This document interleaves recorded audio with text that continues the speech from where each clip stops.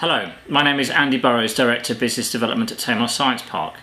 We hosted a seminar on international trade recently. We're making the content available to you as there is benefit to all companies who are selling internationally or just thinking about it.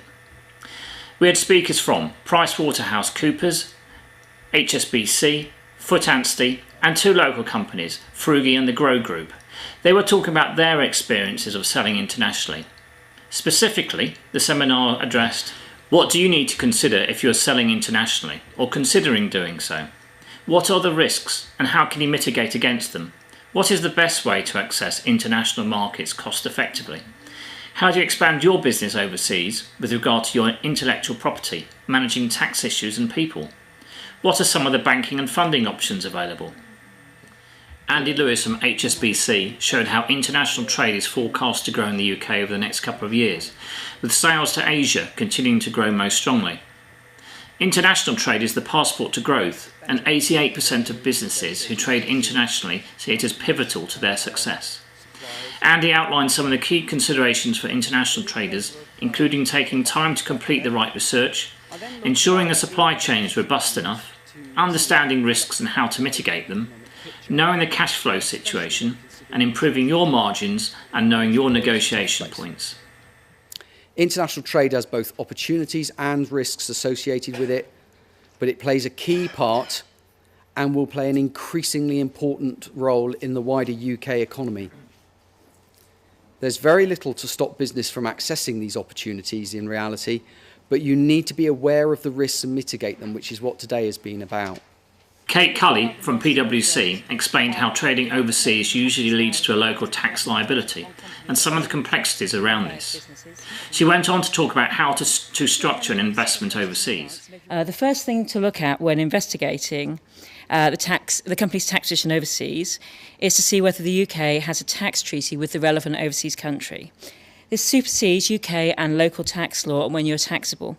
And this tax treaty should contain a list explaining exactly what activities make you taxable in the other country and which don't.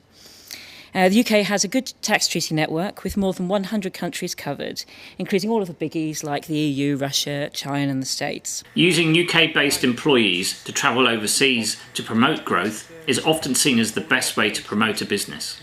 Alex Price from PwC gave some great tips on what needs to be considered to manage the risk. The need to plan ahead, cover all angles, consider costs, understand how you will measure success and whether there is a stop-go point. Make sure you know what you're getting yourself into. The key is to find out what you need. I have experience in this region of small companies sending people to Russia where 2 employees were turned away at the border because they didn't have the right paperwork.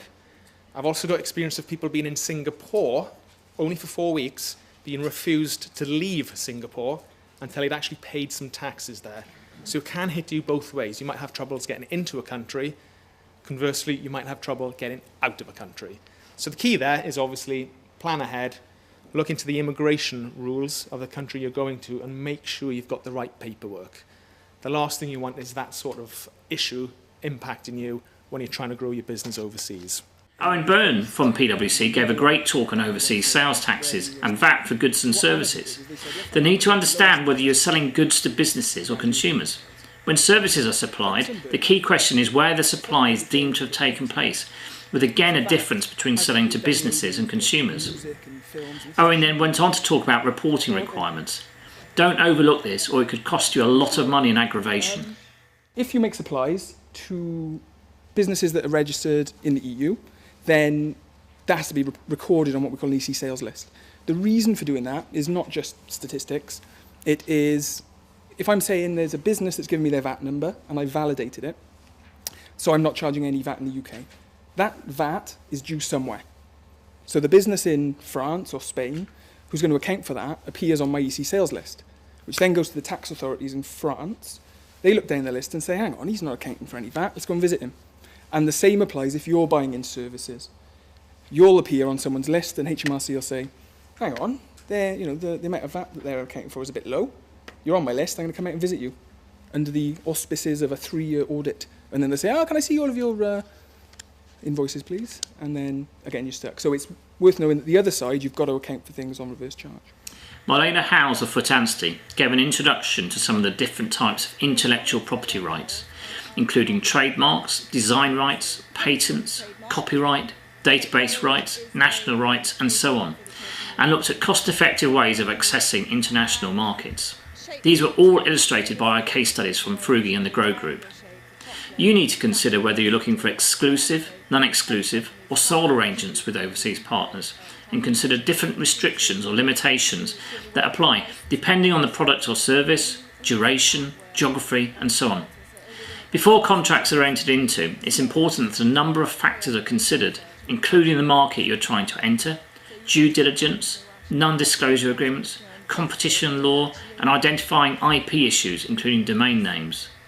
Marlena went on to highlight some of the pros and cons of the different types of agreement and concluded with some practical tips. Know your IP rights and protect and enforce them. Consider what model suits you best. Carry out due diligence on the party you enter into an agreement with. Enter into non-disclosure agreements and be clear about obligations and the rights of each party. Because as I mentioned, intellectual property rights are national rights, and therefore you do need to think about, have you actually got the rights protected in those jurisdictions? Have you got something to license or not? So geographically, you might say, well, I want to go into the States next year. So do you need to think about protecting your trademarks or your design rights in the States, if you haven't already done so, before you actually go into the market? We heard from two local companies who talked about how they'd been successful selling overseas. Frugi, based in Cornwall, who make organic clothing for children, and the Grow Company, based in Ashburton in Devon. Lucy Jewson is co-founder of Frugi.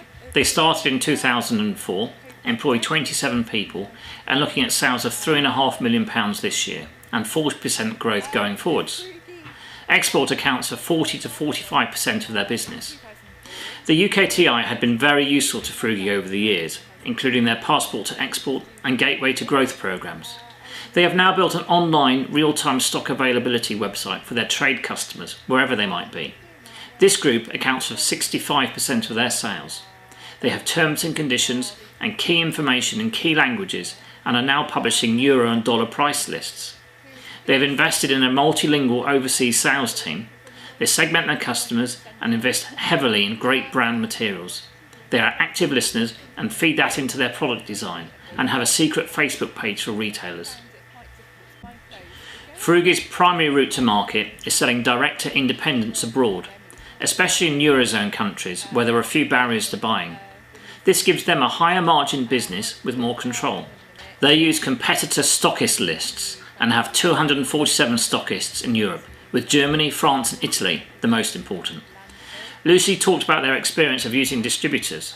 Now they only do this in Russia, and they're trialling a new innovative approach in America, where they are working with a great logistics house to offer retailers a door-to-door service with a no-hassle dollar price.